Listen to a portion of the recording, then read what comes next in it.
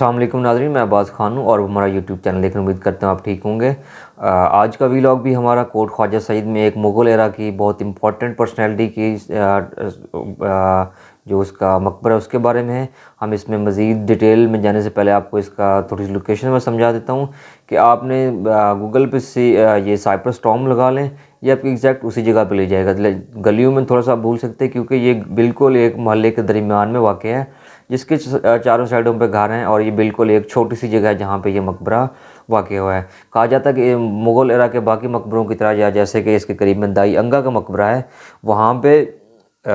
جو آپ نے دیکھا ہوگا کہ گلابی باغ بھی مشہور ہے، اس کی طرح یہاں ہے کہ اس میں باغ بھی تھا اور تالاب بھی تھا، لیکن وقت گزرنے کے ساتھ ساتھ یہ ساری چیزیں ختم ہوتی گئیں۔ اب یہ جو مقبرہ ہے یہ عرف عام میں سرو والا مقبرہ یا سائپرس ٹام کے نام سے مشہور ہے۔ اس کے نام کی جو مشہوری یہ اس کی ریزن یہ ہے کہ اس کی جو بیرونی دیواریں ہیں ان کے اوپر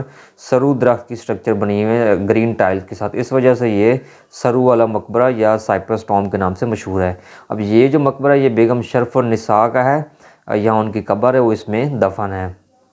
جو بیگم شرف النساء ہیں یہ ہمارے جو مغل بادشاہ تھے محمد شاہ رنگیلا، ان کے دور حکومت میں جو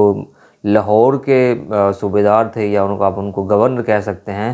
نواب زکریا خان، یہ ان کی بہن تھی۔ نواب زکریا خان کی بہن شرف النساء نے اپنے ہی زندگی میں یہ مقبرہ تعمیر کروایا تھا، اور یہاں وہ ڈیلی آ کے قرآن پاک کی تلاوت کرتی تھی، نماز پڑھتی تھیں، اللہ تعالیٰ کی عبادت کرتی تھیں، اور اس کے بعد وہ یہاں سے اپنے گھر واپس چلی جاتی تھیں۔ یہ تو ہو گیا کہ یہ اس کی ہسٹری کہ یہ کس کا مقبرہ تھا اور یہ کب باقی ٹیل۔ اب یہ مقبرہ 1735 سے 1740 کے دوران میں محمد شاہ رنگیلا کے دور میں بنایا گیا تھا، اور یہ جو اورنگزیب کے بعد کے ادوار کا ایک لاہور میں بہت ہی محفوظ، جس کو ہم کہہ سکتے ہیں کسی حد تک یہ جگہ ہے، وہ یہی ایک سٹرکچر ہمارے پاس بچی ہوئی ہے۔ اس کا لاہور میں ہمارے پاس اس طرح کی کوئی سیف جو ہے سٹرکچرز یا ہسٹوریکل پلیس وہ موجود نہیں ہے۔ اس مقبرے کی خاصیت یہ ہے کہ برِ صغیر میں اس طرح کے ٹوٹل 2 مقبرے اس شکل میں موجود ہیں۔ ایک تو یہ بیگم شرف النساء کا، اور ایک جو مقبرہ ہے وہ اسی کے بالکل قریب میں واقع ہے مائی دائی کے نام سے۔ اب اس مقبرے کا تو بہت برا حال ہے، کیونکہ لاسٹ ٹائم جب مجھے کسی سورس سے پتہ چلا کہ وہاں کسی نے اس کے اندر رہائش رکھی ہوئی ہے، اس مقبرے کے اندر، وہ مطلب بہت برے حال میں وہ مقبرہ موجود ہے۔ انشاءاللہ میں نیکسٹ ویک اس کو بھی کور کروں گا، اور اس کی ویڈیو بھی آپ کے ساتھ ضرور شیئر کروں گا۔ یہ مقبرہ اس سٹرکچر کے برِ صغیر میں 2 ہی موجود ہیں، ایک بیگم شرف النساء کا، دوسرا مائی دائی کا، جو کہ ان کے بارے میں مشہور ہے کہ وہ مغل ایک بادشاہ کی دائی تھی۔ اس کی ڈیٹیل میں آپ کو اپنے نیکسٹ ولاگ میں آپ کے ساتھ شیئر کروں گا۔ اس مقبرے کا جو سٹرکچر ہے یہ 2 حصوں میں موجود ہے۔ ایک نیچے چبوترا بنایا ہوا ہے جس کی تقریباً کوئی 16 میٹر اونچائی ہے، اور اس کے اوپر پھر ایک کمرہ بنایا ہوا ہے۔ اس کے بالکل اوپر ایک کمرہ بنا ہے جہاں پہ یہ بیگم شرف النساء کی قبر موجود ہے۔ اب جب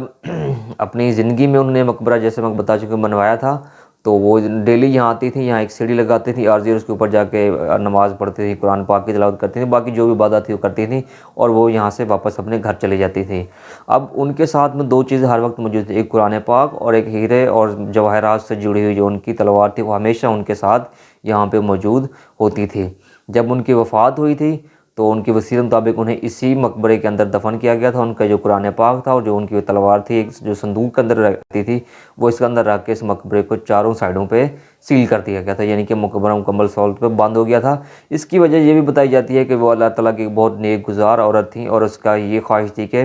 اس کی جو قبر ہے وہ ہمیشہ کے لیے پردہ میں رہے، کیونکہ اب یہ آپ ویڈیوز میں دیکھ رہے ہیں کہ اتنی اونچائی، ساتھ میں سیڑھی بھی کوئی نہیں اوپر چڑھنے کے لیے لگی ہوئی، تو ایک ٹیمپریری سیڑھی لگا کے اوپر جا سکتے ہیں۔ پہلے یہ مقبرہ بالکل سیل تھا، ابھی جس حالت میں آپ دیکھ رہے ہیں اس حالت میں نہیں ہے۔ لیٹر میں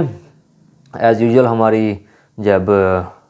مغل امپائر سکھ امپائر قائم ہوئی تھی، تو اس میں اس ٹائم یہ مشہور کیا گیا تھا اس کے اندر بہت زیادہ خزانہ موجود ہے، لیکن جب اس مقبرے کو روندا گیا، اس کو توڑا گیا، تو اندر سے 3 ہی چیزیں ملی، ایک قبر بیگم شرف النساء کی، ایک قرآن پاک، اور ایک جو وہ ہیرے جواہرات سے جڑی ہوئی تلوار تھی، وہ سکھوں نے اپنے قبضے میں لے لی تھی۔ اور اس کے بعد یہ کہاں گئی ہے اس کا ہمیں آج تک کسی کے بارے میں ان چیزوں کا کوئی پتہ نہیں چل سکا، اور یہ لیسٹ نون پلیس ہے لاہور کی، مطلب ایک ایسی مشہور مقبرہ ہے، لیکن اس کے بارے میں ہمیں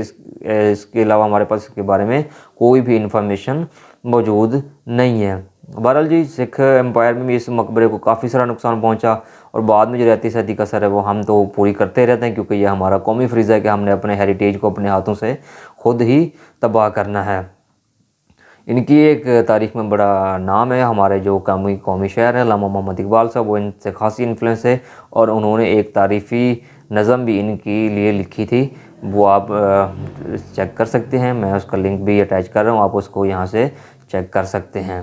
اب تک لیے اتنا ہی، اپنا اور اپنے گھر والوں کا خیال رکھیے گا۔ اللہ حافظ۔